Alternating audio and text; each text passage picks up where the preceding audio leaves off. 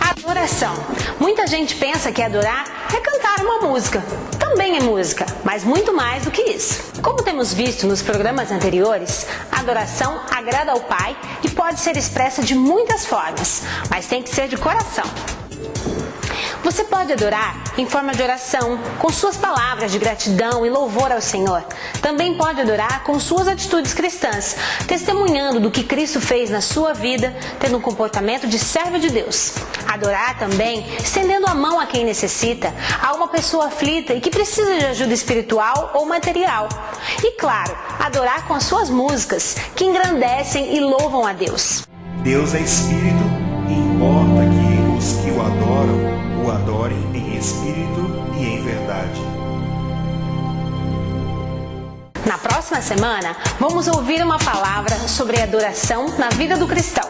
Você pode assistir esse e outros programas anteriores no site da igreja, além de baixar para o seu computador brindes da campanha 2010, 10 atitudes cristãs. Tem um 2010 diferente e com atitudes cristãs.